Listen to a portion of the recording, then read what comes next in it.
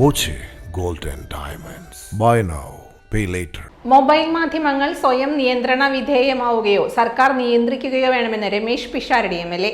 സലീം കുമാറിന്റെ മരണാനന്തര ചടങ്ങിൽ മൊബൈൽ മാധ്യമങ്ങൾ അനാവശ്യ പ്രവണത തുടർന്നപ്പോഴാണ് സലീം കുമാറിന്റെ മകൻ ചന്തുവിന് പ്രതികരിക്കേണ്ടി വന്നതെന്നും രമേശ് പിഷാരടി പറഞ്ഞു. മൊബൈൽ മാധ്യമങ്ങൾ പൊതുപരിപാടികളിൽ ചിത്രീകരിക്കുന്നത് തെറ്റല്ല. എന്നാൽ സ്വകാര്യതയിലേക്ക് കടന്നുകയറി കച്ചവട താല്പര്യം കാണിക്കുന്നതിനെ അംഗീകരിക്കാനാവില്ല. മര്യാദയുടെ എല്ലാ അതിരുകളും ലംഘിക്കുന്ന കാഴ്ചയാണ് സലീം കുമാറിന്റെ മരണ ദിവസം കണ്ടത്. മുഖ്യമന്ത്രി VD സതീശനും ചന്തുവും പലതവണ ആവശ്യപ്പെട്ടിട്ടും ഓൺലൈൻ മാധ്യമങ്ങൾ മര്യാദ പാലിക്കാൻ തയ്യാറായില്ല. പലരും അനാവശ്യ തിക്കും തിരക്കും കൂട്ടി. സാഹചര്യം എന്തെന്ന് പോലും മറന്നുകൊണ്ടാണ് പ്രവർത്തിച്ചത്. ചന്തു പ്രതികരിച്ചതിൽ അസ്വാഭാവികതയില്ലെന്നും രമേശ് പിഷാരടി പറഞ്ഞു. മനുഷ്യന് സ്വകാര്യത എന്ന് പറയുന്നത് മനുഷ്യനെ സംബന്ധിച്ചിടത്തോളം ഒരു ഭരണഘടനാ അവകാശമാണ്. ആ സ്വകാര്യതയിലേക്കുള്ള ലംഘനം അല്ലെങ്കിൽ സ്വകാര്യതയിലേക്കുള്ള കടന്നുകയറ്റം അതിൻ്റെ എല്ലാ അതിർവരമ്പുകളും ലംഘിച്ചൊരു കാഴ്ചയാണ് സലീമേട്ടൻ്റെ മരണ വീട്ടിൽ നമുക്ക് കാണാൻ സാധിച്ചിട്ടുള്ളത്. അന്ന് സഹപ്രവർത്തകയായിരുന്ന സുബി മരിച്ച സമയത്തും നവാസിക്ക മരിച്ച സമയത്തുമെല്ലാം ഇത് പലതരത്തിൽ സഹപ്രവർത്തകരായ ഞങ്ങളും ബന്ധുമിത്രാദികളുമൊക്കെ അനുഭവിച്ചിട്ടുണ്ടെങ്കിലും സലീമേട്ടൻ മരിച്ചപ്പോഴുണ്ടായിരുന്നത് അതിൻ്റെ എല്ലാ സീമകളെയും ലംഘിച്ചിട്ടുള്ള ഒരു കടന്നുകയറ്റമായിരുന്നു. അതിൽ എല്ലാ ജോലിയും അതർഹിക്കുന്ന മാന്യതയോടുകൂടി മര്യാദയോടുകൂടി ചെയ്യുന്ന ഒരുപാട് ആളുകളുണ്ട്. അവർ ഞാനീ പറയുന്നതിൽ നിന്ന് പൂർണ്ണമായും എക്സ്ക്ലൂഡഡ് ആണ്. അവരെ പറ്റി അല്ല ഞാൻ പറയുന്നത്.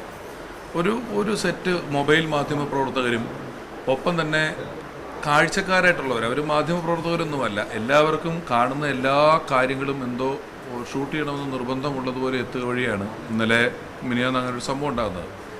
സലീമേട്ടൻ്റെ മരണവുമായി ബന്ധപ്പെട്ട് മുഴുവൻ സമയം അവിടെ ഉണ്ടായിരുന്ന ഒരാളാണ് ഞാൻ. ചന്തു ഇന്നലെ സന്ധ്യ കഴിഞ്ഞ് ചടങ്ങ് കഴിഞ്ഞ് ചിത കത്തിക്കഴിഞ്ഞ് ശേഷം മുറിയിലെത്തിയപ്പോൾ ചന്തുവിനോട് ചോദിച്ചു, ചേട്ടാ ഞാൻ അങ്ങനെ ഒച്ചയെടുത്തത് മോശമായി പോയോ എന്ന് ചോദിച്ചു. ഞാൻ അദ്ദേഹത്തിനോട് ഇല്ല, മറ്റൊരു വഴിയില്ലായിരുന്നു എന്നാണ് പറഞ്ഞത്. കാരണം സലീമേട്ടൻ തന്നെ അവിടെ പറഞ്ഞൊരു കാര്യം ഉണ്ടായിരുന്നു, ഞാനിതിന് ശേഷം വന്ന് നിങ്ങളെ അങ്ങനെ ഇങ്ങനെ ഉപദ്രവിക്കുകയൊന്നുമില്ല, അതുകൊണ്ട് എനിക്ക് ചടങ്ങുകളൊന്നും വേണ്ട. അവിടെ അങ്ങനെ ഒരു മരണാനന്തര ചടങ്ങുകൾ എന്ന് പറഞ്ഞാൽ നമ്മൾ നടത്തുന്ന ഒരു വിധത്തിൽപ്പെട്ട മതപരമായ ചടങ്ങുകളും അവിടെ ഉണ്ടായിരുന്നില്ല. ആകെ ഉണ്ടായിരുന്നത് പോലീസിൻ്റെ ഒരു ചടങ്ങാണ്. ആ പോലീസിൻ്റെ ചടങ്ങിന് ആ തോക്കൊന്ന് തിരിക്കാൻ പോലും സാധിക്കാത്ത രീതിയിൽ ഇതിന് ചുറ്റും ആളുകൾ കൂടി നിൽക്കുകയും ഒരു സംസ്ഥാനത്തിൻ്റെ മുഖ്യമന്ത്രി അവിടെ ഒരു സാധാരണക്കാരെ പോലെ നിന്ന് റിക്വസ്റ്റ് ചെയ്യുകയാണ്, നിങ്ങളൊന്നും മാറി നിൽക്കുക, അവരൊന്ന് ഈ ചടങ്ങ് നടത്തിക്കോട്ടെ എന്ന് അവിടുത്തെ സംസ്ഥാനത്തിൻ്റെ മുഖ്യമന്ത്രി തൊട്ട് ഞങ്ങൾ ഉൾപ്പെടെ മരിച്ചു കിടക്കുന്ന ആളുടെ മകൻ ഉൾപ്പെടെ റിക്വസ്റ്റ് ചെയ്തിട്ടും ഒരാൾ പോലും അതനുസരിക്കാതെ അല്ലെങ്കിൽ ഒരു മാന്യത കാണിക്കാതെ അവിടെ തിങ്ങിക്കൂടിയത് കൊണ്ടുണ്ടായിരുന്ന ഒരു ഔട്ട്ബേസ്റ്റ് ആയിരുന്നു ചന്തുവിനെ സംബന്ധിച്ചിടത്തോളം. അത് ആ നിമിഷത്തിൽ തുടങ്ങിയതല്ല, അതിനു മുമ്പ് തൊട്ട് തന്നെ. ഈവൻ ഞങ്ങൾ സലീമേട്ടൻ്റെ ശരീരം അവിടെ എത്തിച്ച ശേഷം ഫ്രീസറോട് കൂടി എടുത്തിട്ടാണ് ഹോളിനകത്തോട്ട് കൊണ്ടുവരുന്നത്.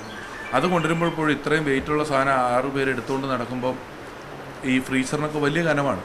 അതിന് ചുറ്റും മൊബൈലുമായിട്ട് നിന്ന് വളരെ പതുക്കെയാണ് ഈ സംഘം പുറകിലോട്ട് നീങ്ങുന്നത്. ഇത് കയ്യിൽ വെച്ചുകൊണ്ടൊരു 10 പ്രാവശ്യമെങ്കിലും പ്ലീസ് ഇത്തിരി സ്പീഡിൽ നടക്കണം, നിങ്ങൾ മാറുമെന്ന് പറഞ്ഞിട്ട് പോലും ഇവരിത് ചെയ്യാതിരിക്കുന്നത് വളരെ വേദനാജനകമാണ്. അതെല്ലാ മര്യാദകളുടെയും അപ്പുറമാണ്.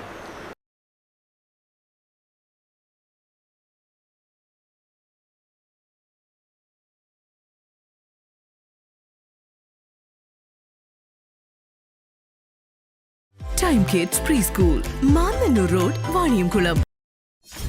.view ന്യൂസ്, കാഴ്ചകളാണ് ലോകം, കണ്ടു തുടങ്ങുക.